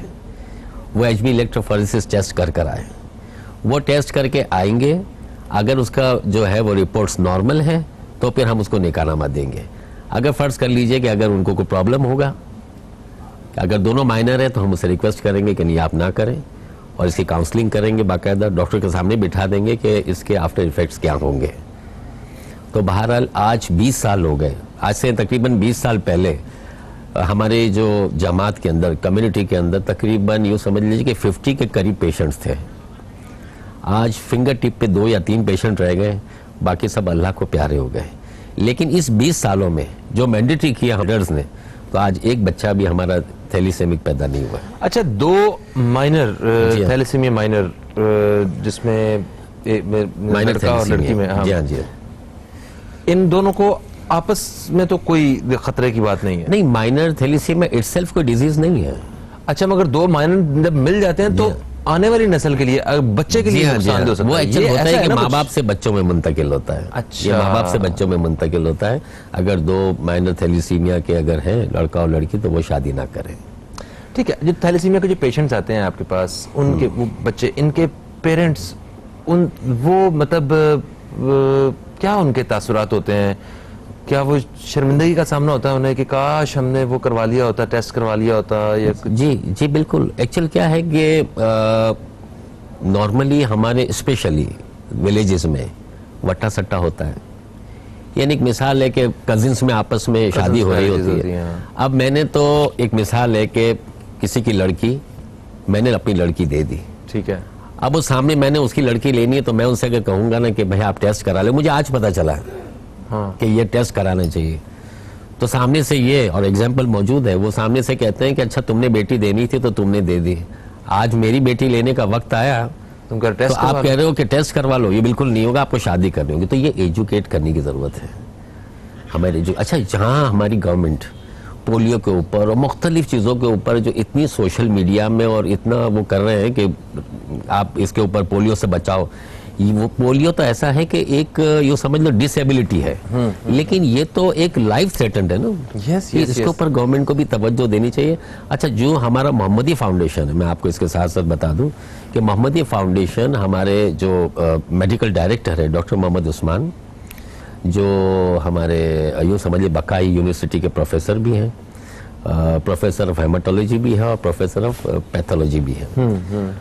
हम उनके साथ मिलके डिफरेंट हमारी जो जितनी कम्युनिटीज़ कराची के अंदर रहती है, हम सबको इनवाइट करते हैं अपने फाउंडेशन में, और उनको कहते हैं कि आप हमें बुलाएंगे, हम आपको आके हम प्रेजेंटेशन देंगे इसको रोकथाम के लिए। हम प्रिवेंशन के ऊपर बहुत काम कर रहे हैं, ताकि हम डिफरेंट जमात को, छोटी छोटी जमात जैसे मेमन के अंदर है हालारी जमात, जेतपुर जमात, मुख्तलिफ जमातें, सब जमात को हम बुलाते हैं और उनसे कहते हैं, उनके सीनियर्स को या उनके हेड्स को बुला के हम कहते हैं कि भाई आप हमें बुलाइए और आप ये प्रोग्राम, जैसे हम एग्जाम्पल हमने सेट किए, आप भी करें। तो इंशाल्लाह अगर इस तरह पूरा, अगर पाकिस्तान इस तरह अगर ये थैलीसीमिया के ऊपर काबू पा ले, अगर इसी तरह का ये टेस्ट कराए, तो मैं समझता हूँ अगले 10-15 साल में पाकिस्तान से थैलीसीमिया हमेशा के लिए खत्म हो जाएगा। तो आप society to society, community to community जो है वो आप एजुकेट करने की कोशिश कर रहे हैं, ताकि लोगों में अवेयरनेस जो है वो उन्हें दी जाए। तो बहुत अच्छा काम कर रहे हैं। हम इस हवाले से मजीद बात करेंगे और मैं कोशिश करूंगा कि हमारे जो नाजरीन हैं, ये भी मैं इनसे दरख्वास्त करूंगा कि वक्फे के बाद हम वापस आते हैं, एक वक्फे की तरफ बढ़ रहे हैं हम लोग, जब इससे वापस आएंगे तो आप भी हमसे फ़ोन के ज़रिए रब्ता करके हमें बताएं कि आप इस हवाले से अपने क्या ख्यालात रखते हैं, या क्या ऐसे तजुर्बात आपने देखे हैं ज़िंदगी में थैलेसीमिया के हवाले से, तो हमें शेयर कीजिए हमारे साथ, ताकि प्रोग्राम के तवज्जुह से बाकी लोगों तक पहुँच सके। एक वक्फे के बाद आपसे दोबारा मुलाकात हो रही है, कहीं मत जाइए अब तक।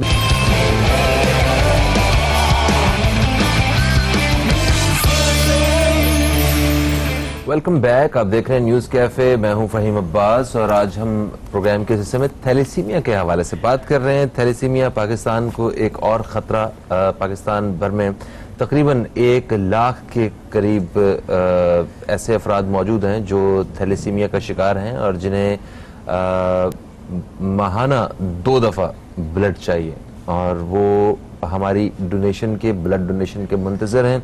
इस लॉकडाउन की वजह से बहुत सारे लोग अपने घरों में, घरों तक महदूद हैं और वो इस मौके पे खून का अतिया करने के लिए बाहर नहीं पहुंच रहे हैं, जिसकी वजह से वो बच्चे बेचारे वो मुंतज़र हैं। तो इस हवाले से बात हो रही है। मेरे साथ मौजूद हैं सरवर अली साहब, जो कि प्रेसिडेंट हैं मोहम्मदी फाउंडेशन के। सर, आप हमें बता रहे थे कि इसकी रोकथाम के हवाले से कि आप लोग सोसाइटी टू सोसाइटी जो है वो, कम्युनिटी टू कम्युनिटी लोगों को अवेयर करने के लिए जा रहे हैं और इससे आपको बेहतर रिजल्ट्स मिल रहे हैं। मगर फिर भी आप ये देखें, ये रिजल्ट्स आपकी हद तक या चंद और ऐसे इदारे जो ब्लड बैंक्स हैं या थैलेसीमिया के हवाले से जो काम कर रहे हैं, वेलफेयर का काम कर रहे हैं, वो काम कर रहे होंगे इस बारे में, तो ये रियासती सतह पे इसका ज्यादा इम्पैक्ट नहीं पड़ेगा? जैसे मैंने पहले भी अर्ज किया था कि गवर्नमेंट ने कानून पास किया है, कानून पास करना लाजमी नहीं है, वो तो एक आपने कानून पास कर दिया, लेकिन आप ये कंडीशन लगाए कि कोई भी निकाह रजिस्टर्ड नहीं होगा, जैसे नादरा में रजिस्टर्ड होता है। अच्छा। उस वक्त तक जब तक ये माइनर थैलीसीमिया की ये रिपोर्ट ना लड़का और लड़की की सही है। क्योंकि वंस अगर वो कंडीशन लग गई कि लड़का और लड़की जो है वो अगर माइनर हुआ तो वो तो शादी नहीं हो सकती, उसका निकाह ही रजिस्टर्ड नहीं होगा अगर दो माइनर थैलीसीमिया होंगे। अच्छा, इसका एक और बहुत बड़ा फायदा जो मुझे नजर आ रहा है वो ये है कि अगर ये नादरा की जानिब से ये रिक्वायरमेंट आती है कि आप ये रिपोर्ट जो है वो साथ आप लगाएंगे तो आपका रजिस्टर्ड निकाहनामा जो है आपका रजिस्टर करके देंगे, तो उससे कम से कम जितने शादीशुदा नए शादीशुदा जो न्यूली मैरिड कपल होंगे उनमें अवेयरनेस कितनी ज्यादा आएगी, उन्हें पता होगा कि ओके ये एक ऐसी चीज है। अभी भी मेरा ख्याल है जो असल हमें नुकसान है वो अनअवेयरनेस की वजह से, जी बिल्कुल, है ना, तो आगाही नहीं है, तो इस हवाले से आगाही बड़ी हो सकती है। बिल्कुल, फाउंडेशन हमारी मोहम्मदी फाउंडेशन बहुत कोशिश कर रही है अवेयरनेस के ऊपर, प्रिवेंशन के ऊपर। देखिए मैंने पहले भी अर्ज किया कि एक मरीज के ऊपर साल का 2 लाख रुपए खर्च आता है थैलीसीमिया का। अब आप बताइए कि अगर फर्ज कर लीजिए कि उसकी लाइफ अगर 20 साल है या 25 साल है तो आप समझ लीजिए कितना फंड्स उसको चाहिए। इस वक्त हमारी फाउंडेशन में 150 पेशेंट्स हैं जो एनरोल है, रजिस्टर्ड है। आप समझ लीजिए सालाना 3 करोड़ रुपए उसके ऊपर हम खर्च कर रहे हैं। लेकिन ये 3 करोड़ रुपए तो किसी कंस्ट्रक्टिव काम में भी, जाहिर है इनको मर्ज ला के हमें तो मदद तो करनी है, उसको छोड़ तो नहीं देना उन बच्चों को। सही कह रहे हैं। अगर इसके ऊपर काम हो जाए तो यही 3 करोड़ हम किसी कंस्ट्रक्टिव काम में लगा सकते हैं, ये फंड्स हमारा। अच्छा, ये मतलब आपने कहा कानून साजी, ये सूबा सिंध में मेरा ख्याल ये इस हवाले से कानून साजी है, ये पूरे पाकिस्तान, पूरे पाकिस्तान में। तो ये इसकी कोई हदायत, कोई इसकी खिलाफ वर्जी करने के लिए कोई किसी को कोई सजा या कुछ इस किस्म का कुछ अभी तक कोई रिपोर्ट, कोई केस सामने आया? गवर्नमेंट को सख्त हिदायत देनी चाहिए इस हवाले से। क्योंकि आप हिसाब लगा लीजिए कि 1 लाख पेशेंट पाकिस्तान में, अगर एक पेशेंट के ऊपर 2 लाख रुपए का खर्च आ रहा है तो कितना हो गया साल का? यानी मिलियन और बिलियंस ऑफ रुपीस इसके ऊपर खर्च हो रहे हैं। अगर लोग ये खर्चा कहीं और करें कंस्ट्रक्टिव काम में तो इसकी रोकथाम ना करें। यानी एक अगर बच्चा है आपके सामने, अगर थैलीसीमिया का बच्चा पैदा हुआ, उसके माँ बाप को इल्म हो जाता है, डॉक्टर बता देते हैं कि इसकी लाइफ जो है ना एवरेज लाइफ में 25 to 30 ईयर्स है। अगर उसको बता दिया उनको तो वो तो पूरी जिंदगी जो है ना यही सोचते रहेंगे कि मेरा लाल मेरे हाथ से चला जाएगा। तो लिहाज से पहले ही प्रिवेंशन किया करें। मैं तो एक और मैसेज दूंगा आपके तवज्जुह से कि फर्ज कर लीजिए मैंने आज अपने बच्चे की शादी करनी है, सही, मैंने सिर्फ इरादा किया है, सही, और वैसे भी मुझे अपने बच्चे का करा लेना चाहिए। मैंने आज इरादा किया और मैंने टेस्ट करा के रख लिया। अब एक मिसाल है कि अगर बच्चा मेरा क्लियर है, माइनर भी नहीं है, तो मैं कहीं भी प्रपोज कर सकता हूँ, सही, शादी कहीं भी प्रपोज कर सकता हूँ। वो माइनर हो तो मेरे लिए भी कोई प्रॉब्लम नहीं है, मैंने आराम से शादी कर ली। लेकिन अगर माइनर है तो अगर माइनर की रिपोर्ट मैंने अपने पास रख ली और फिर मैंने सामने कहीं अगर प्रपोज किया तो मैं कहूँगा भाई हमारी तरफ से ये रिश्ता है, बेहतर ये कि आप टेस्ट करा लें अपनी बच्ची का। तो वो कहते हैं नहीं, वो टेस्ट जो है वो क्लियर है। फर्ज कर लो मेरे बच्चे का अल्लाह ना करे माइनर आता है, वो कहते क्लियर है तो आप शादी कर लें। लेकिन बाज़ औक़ात लोग क्या करते हैं कि रिश्ता करने के बाद तय हो जाता है, लोगों को पता चल जाता है, और फिर जब वो मंगनी के वक्त, जब निकाह से पहले वो जाके वो कराते हैं और फिर जो बदनामी होती है। अच्छा, बदनामी इटसेल्फ कोई लड़के की तरफ से नहीं होती है। अगर लड़की अगर माइनर थैलीसीमिया आता है तो लोग कहते हैं कि भाई इसको तो माइनर है, इसको थैलीसीमिया, माइनर थैलीसीमिया इटसेल्फ कोई डिजीज नहीं है। तो मगर उसको तो मरीज तस्वर कर लिया जाता है ना, हाँ, इस वजह से उससे शादी नहीं हुई जनाब, कि वो मरीज है या मरीज है। जी जी, तो लोग थोड़ा सा समझदारी से काम लें,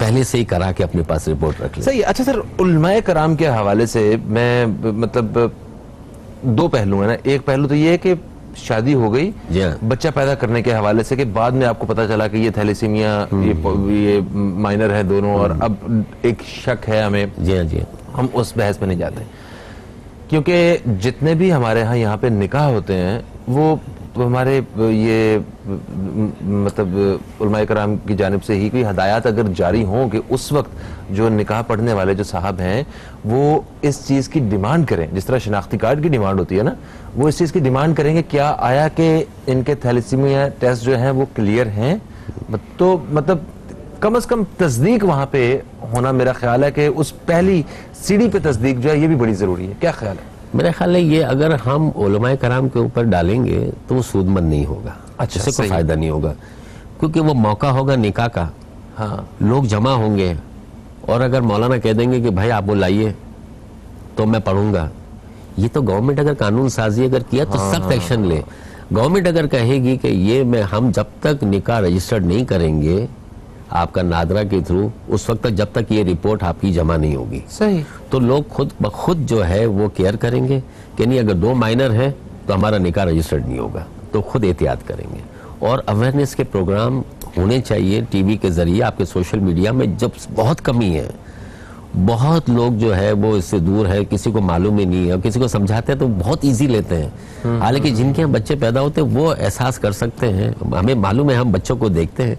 किसी वक्त आप विजिट कीजिएगा, ट्वाइस अ वीक हमारे यहाँ ट्रांसमिशन होता है कोरंगी क्रीक ब्रांच में और नुमाइश सेंटर पे, आप आइए, आप देखें वहाँ पर क्या उनकी हालत है। कोरंगी क्रीक ये इसी जी वो करीब ही है मेरा ख्याल हमारे कोरंगी क्रीक में। अच्छा चलें, सारी बातें छोड़ें, मैं आ रहा हूँ आपको ब्लड देने। जी जी बिल्कुल, ठीक है, ये मेरा आपका वादा है, मैं इंशाल्लाह इसी वीक में आपके पास जो है वो ब्लड डोनेट करने के लिए इंशाल्लाह, जज़ाकल्लाह। ठीक है। और बाकी अपने जो मेरे दोस्त देख रहे हैं इस वक्त, इन सबसे भी दरख्वास्त है कि आप घर से बाहर निकलें और ब्लड डोनेट करें। अच्छा, एक मज़ेदार पहलू है इस मुश्किल वक्त के हवाले से, वो मैं दोस्तों के साथ शेयर करना चाहता हूँ। यहाँ पे हम देखते हैं कि लोग परेशान लोगों को देख के ना तो हर शख्स का दिल चाहता है कि वो किसी ना किसी तरह मदद करे, और मेरा यकीन ये है कि आप हर वक्त इस कैपेसिटी में, इस कंडीशन में होते हैं कि आप किसी की मदद कर सकते हैं। अगर आपके पास पैसा है, आप पैसे वाले हैं तो आप पैसे के जरिए मदद करेंगे, आप अगर सेहत वाले हैं तो आप अपनी सर्विस के जरिए जो है वो मदद करेंगे, और अगर आपके पास कुछ भी नहीं है, आप वैसे अगर आप इंटरनली अगर हेल्दी हैं तो आप जाके कम से कम ब्लड तो दे सकते हैं। आप कभी भी किसी भी वक्त किसी के काम आ सकते हैं, आपको कोई भी हालात आपको नहीं रोक रहे हैं। तो मेरा ख्याल है हमें इस चीज को सोचते हुए लोगों की मदद के लिए निकलना चाहिए। हमें बिल्कुल घर में हम इस तरह अगर दब के बैठ जाएंगे हम लोग के नहीं हम कुछ नहीं कर सकते, अपना रोल प्ले करने की जरूरत है। लोग भूख की वजह से भी परेशान हैं, जैसे कि ये बताया, भूख से भी बड़ा इशू है, ब्लड की वजह से लोग जो है ना वो परेशान है और वो मुंतजिर हैं। तो हम कहीं ना कहीं अपना रोल हम जरूर प्ले कर सकते हैं। अपना हमें रोल जो है वो ढूंढना है कि हमारा असल किरदार क्या है जो हमें इस वक्त जो है ना वो अदा करना है। खैर, तो सर मुझे ये बताइए कि लॉकडाउन की सूरत हाल में जब सारा शहर बंद है और वो पूछगिछ वगैरह हो रही है, तो उस वक्त वो हजरात जो खुद आपकी ब्रांच पे या किसी ब्लड बैंक में जाके देना चाहते हैं, तो उनके लिए बेहतरीन टाइमिंग्स क्या है? नहीं, इस वक्त तो हमने मेन अपॉर्चुनिटी लोगों को दी हुई है कि आप हमें बुलाएं, हम आपके डोर स्टेप पे आएंगे। उसके नंबर जी स्क्रीन पे चल रहे हैं? जी हाँ, बिल्कुल बिल्कुल, ठीक है, सोशल मीडिया में है। अगर किसी वजह से वो नहीं आ सकते, हमारी जो 5 ब्रांचेस कराची में है, हाँ। एक उस्मान मेमोरियल में है हुसैनाबाद में, एक NICVD कार्डियोवैस्कुलर है जो पाकिस्तान का सबसे बड़ा अमराज कल्ब का हॉस्पिटल है, जहाँ डेली तकरीबन 12 to 15 कार्डियक सर्जरीज होती है, तो वो भी सेंटर है हमारा। और प्लास्टिक सर्जरी हॉस्पिटल जो आजकल यूनाइटेड मेडिकल हॉस्पिटल है, ये सारा 5 ब्रांचेस एक नुमाइश पर है। तो 5 ब्रांचेस कराची में किसी सेंटर पे भी जाके वो ब्लड दे सकते। ठीक है, और ये जो सिर्फ पाकिस्तान भर के लिए, जो अगर मोहम्मदी फाउंडेशन को अगर कोई खसूसी तौर पे जाके अतिया करना चाहता है खून, तो वो सिर्फ कराची के लिए ये सहूलत महदूद है या दूसरे शहरों में जहाँ आपने बताया? आप मुल्तान में भी दे सकते हैं, ठट्ठा में भी, मकली में है हमारी ब्रांच, स्कर्दू में भी है, शुमाली इलाका जात में DHU हॉस्पिटल में। सही। अच्छा, आपने मुझे ये बताया कि इतनी सारी ब्रांचेस में सबसे ज्यादा मैं एरिया जानना चाहता हूँ कि लोगों में जज्बा खून का अतिया करने का कहाँ पे है, जरा मुझे वो बताएं। क्या मुल्तान, मकली, स्कर्दू या कराची में ये जो 5 ब्रांचेस है आपकी, सबसे ज्यादा लोग खुशी से कहाँ अतिया करते हैं? कराची के लोग जिंदा दिल है ब्लड देने में। अच्छा, इसकी एक वजह है, वजह ये है कि एजुकेटेड लोग हैं। सारी चीजें इन्होंने देखी है। सर शहरी तहजीब भी बड़ी मैटर करती है। हाँ, अप्स एंड डाउन देखे हैं, सारी चीजें उनको मालूम है। ये ब्लड देना उनके लिए कोई मसला नहीं है। लोग आ रहे हैं, अभी भी आ रहे हैं हमारे पास फोन करके कि मैसेज हमें मिला, हम ब्लड देने जा रहे हैं। हमने कहा मोस्ट वेलकम। तो ऐसा नहीं है। कराची के लोग, अच्छा दूसरे हमारी शुमाली इलाका जात में भी है, मुल्तान में भी है, वहाँ लोग कह रहे हैं कि लोग ब्लड मांगने आते हैं, वो कहते नहीं हम, चूंकि एजुकेशन नहीं है। अब वो वहाँ पर कहते हैं कि नहीं ब्लड देंगे तो हमारी तबीयत खराब हो जाएगी, हम कमजोर हो जाएंगे। लाख उनको समझाएं कि नहीं आप बल्कि और मजबूत हो जाएंगे आप, लेकिन वो नहीं, एजुकेशन का मसला। इंशाल्लाह वो वहाँ भी ये जो है ना वो आगाही पहुंचेगी। और मुझे पता है कि जो लोग हमें इस वक्त वहाँ पे इन शहरों में सुन रहे हैं उनके अंदर भी ये जज्बा मौजूद है और वो यकीनन, हमें अपनी ऑडियंस का पता है, वो यकीनन जरूर जाएंगे और जाके ब्लड डोनेट करके आएंगे। अच्छा मुझे ये बताइए कि वो ब्रैकेट में जानना चाहता हूँ कि वो एज के जिसमें ब्लड देना बहुत ज्यादा बेहतरीन है उस शख्स के लिए भी, और जो जिसको लग रहा है उसको भी बड़ा मुफीद है उस उम्र के डोनर का ब्लड। पहले तो ये जो डोनर है 18 साल की उम्र के बाद वो ब्लड दे सकता है, 18 से 20 साल, वो भी डिपेंड करता है कि वो हेल्दी है। तो अंडर 40, अंडर 50 या कभी भी? नहीं, अंडर 60 भी दे सकता है। अंडर लोग 60 इयर्स भी, हाँ 60 इयर्स के लोग भी ब्लड देते हैं। अच्छा। लेकिन शर्त ये कि हेल्दी हो, हाँ, हाइपरटेंशन ना हो, शुगर ना हो। तो ये अगर वो वाइटली अगर क्लियर है तो कोई प्रॉब्लम नहीं है, वो दे सकता है ब्लड। अच्छा बाज़ औक़ात ऐसे लोग हैं जो आज, अगर एक मिसाल है, अगर उन्होंने 20 साल की उम्र से ब्लड देना शुरू किया है तो आज 60 साल के उनका रिकॉर्ड है कि हर 3 महीने या 6 महीने या 5 महीने में, साल में 2-3 मरतबा वो ब्लड देते हैं और हेल्दी है। अच्छा तो उनकी सेहत में कोई वाज़ेह फर्क भी तो नजर आता होगा? नहीं, तो बल्कि यानी मैं एक मिसाल दूं आपको कि यानी प्यूरिफाई हो रहा है ना, वो नया ब्लड बन रहा है। अच्छा नया ब्लड बन रहा है, उनका वो एक सिस्टम जो है वो पूरा सही तरीके से चल रहा है, काम कर रहा है उनका। बिल्कुल, मैं तो कहता हूँ अगर ब्लड देगा तो कभी स्किन डिजीज भी नहीं, कहते ना लोग आपका खून में की वजह से है तो ये आप ये खा लें, आपके खून में इन्फेक्शन है तो ये ब्लड देगा तो बहुत सी बीमारियां इनकी दूर हो जाएगी। बिल्कुल सही। एक छोटा सा वक्फा है, वक्फे के बाद आप दोस्तों की खिदमत दोबारा हाजिर होते हैं। कहीं मत जाइए, अब तक देखते रहिए न्यूज़ कैफे, देखते रहिए।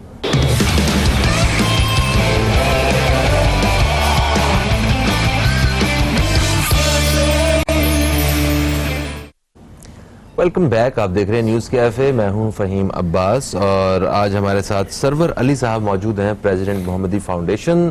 थैलेसीमिया के हवाले से ख़ुसूसी तौर पे बातचीत का सिलसिला जारी है। एक हमारे पास रिपोर्ट भी है, आइए चल के जरा पहले वो देखते हैं और फिर वापस आते हैं और फिर हम इस हवाले से मजीद बात करेंगे सरवर साहब से।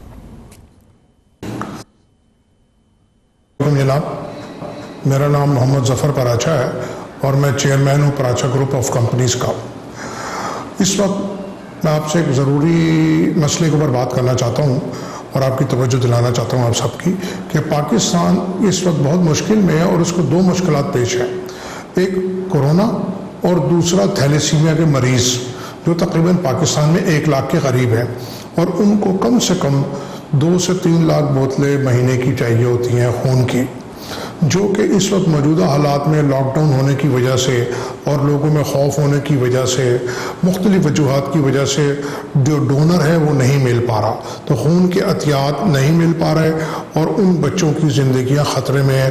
किसी को हफ्ते में 1 दफ़ा खून लगता है, किसी को हफ्ते में 2 दफ़ा लगता है, किसी को 3 दफ़ा लगता है। तो मेरी आप सबसे गुजारिश ये है कि जो नौजवान लोग हैं, जवान लोग हैं, दरमियानी उम्र के लोग हैं, खून देने से कोई सेहत पे असर नहीं पड़ता, बल्कि कुछ अरसे के बाद जो आपके खून के सेल्स हैं खुद ब खुद मर जाते हैं। तो खून देना सेहत के लिए अच्छा है। आप लोग मेहरबानी करके ज़्यादा से ज़्यादा एहतियात दें थैलेसीमिया के मरीज़ों के लिए और उन बच्चियों की ज़िंदगी को बचाएं।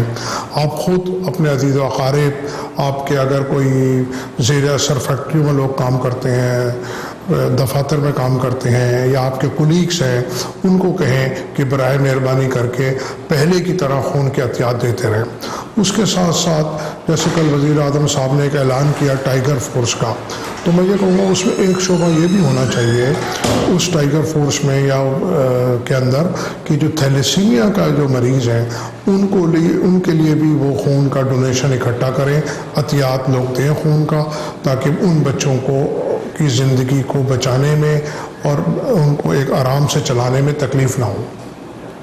शुक्रिया। जी दोस्तों, आपने पैगाम सुना और जैसा कि अभी हमें बताया जा रहा था, प्राचा साहब ने बताया कि 20 करोड़ लोगों में इस वक्त सिर्फ 1 लाख लोग हैं, जो तकरीबन 1 लाख जो थैलीसीमिया का शिकार हैं, और इनको माहाना 3 लाख खून की बोतलों की, 2 से 3 लाख खून की बोतलों की ज़रूरत है। तो आप ज़रा यकीन से बताइएगा कि क्या आपको लगता है कि इन 20 करोड़ लोगों में से सिर्फ 3 लाख लोग खून का अतिया नहीं दे सकते? बिल्कुल दे सकते हैं, और ये किसी भी हालात में, किसी किस्म के जंगी हालात में भी ये कोई मुश्किल काम नहीं है और कोई बड़ा टारगेट नहीं है। इंशाअल्लाह बस आप वादा करें कि जो सेहतमंद है, जिसकी इतनी हिम्मत है, वो जो वाकई जज्बा इंसानियत रखता है, वो इन हालात में बाहर निकलेगा और खून का अतिया देगा।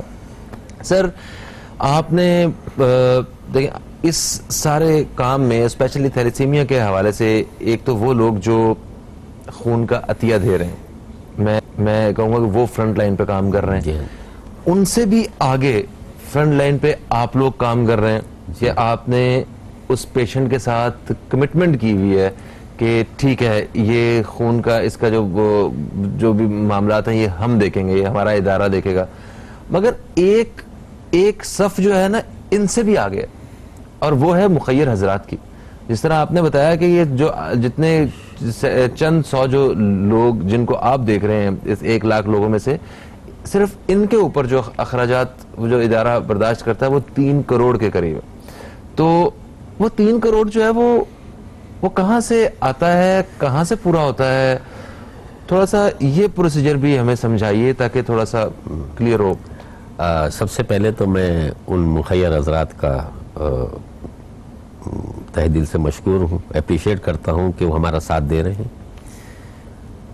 एक्चुअल होता है कि इन पेशेंट्स के लिए हम सालाना एक डोनेशन ड्राइव कर रहे होते हैं।